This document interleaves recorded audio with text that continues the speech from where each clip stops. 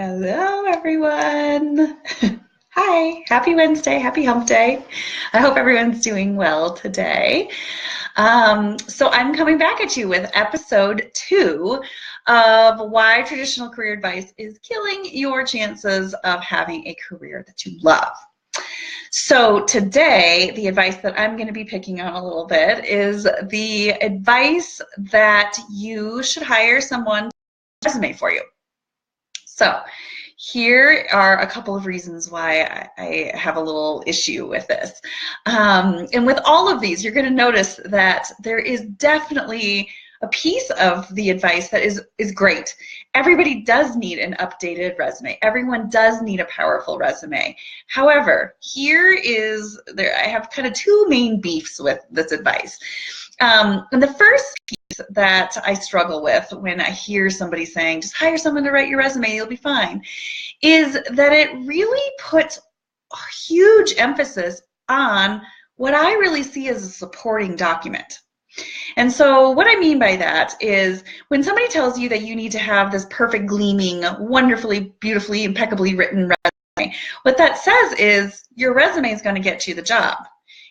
Resume is going to be the reason that you even get an interview.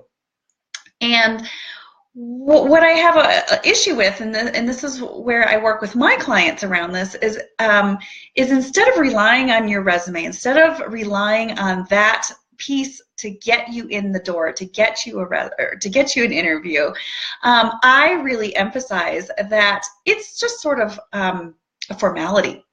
At the end of the process, you've already gotten yourself in the door. Your resume didn't do that. You've already found a way to get those doors opened up for you so that you don't have to rely on this perfect resume, which puts so much pressure on a piece of paper. And instead, it really just becomes, I've opened the door, I've started connecting with people, they love me, and at the end of it, they'll say to you, do you have a resume you can pass on? Because it's going to get you the job or make or break whether you get the job or not, but because they have to have it on file for technicality reasons. And so that's one of the issues that I have with it.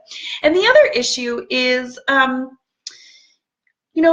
when you hire someone to write a resume for you, it kind of indicates that it's your ace in the hole, that this is the only thing that you're going to need. And while I do think it's super important to have a template, not a template, but your main resume that you then use to tweak for specific positions that you're applying for. And so that there's one piece of that. And so yes, having kind of your templated, ready to go resume, and then you see something that you want to apply for, then you can tweak it for that. But so here's where I kind of have issue with is that you're going to pay, and there's wonderful people out there, I'm not knocking them at all, and they have excellent skills in writing resumes, but the issue that I have is they don't know your personal voice. They don't know the work that you've done necessarily. They don't know the work that you want to do. And many great professional resume writers will help you dig into those pieces. But what I find to be even more powerful is for you to find those words.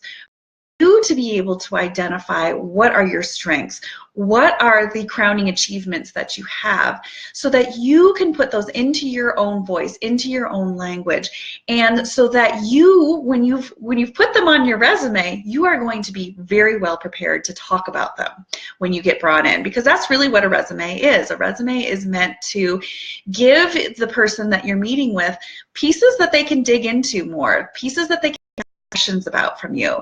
And if you have somebody else write that for you, I've seen this happen before, and it's disastrous, is sometimes they've not done their own due diligence and haven't really looked at exactly what was written on their resume or made sure that they can speak powerfully to what was written on their resume, and they'll get into an interview and somebody will ask them and they will be deer in headlights. They won't know what to say. Whereas the process that I work through with my clients is really getting you crystal clear on what are the skills that you bring to the table, what are the problems that you solve for employers, and what are your greatest accomplishments. How can you show that you have been able to achieve those goals, those solving those problems through accomplishments throughout your career, and then how can you powerfully write those into your resume. And so, you know, the work that I do with my clients isn't focused on writing resumes because, again, I don't think that that's the most important piece. And so, you know, if you've been struggling with either writing the perfect resume or you haven't been getting noticed and you think it's your resume, I'm going to tell you it's not. It's not. And that is why, if that is you're listening to this advice of, you know, I have to have this perfectly crafted resume, and you're not getting those calls back and you're not getting offers, it has nothing to do with your resume. So I'm going to that thought, and I would love to hear if anybody's experienced this, if you've heard, you know, you got to have the perfect resume, or hire somebody to help you write your resume and you'll get job offers coming your way. Has anybody experienced that, and sort of what have your frustrations been, and what have you found of either that being true?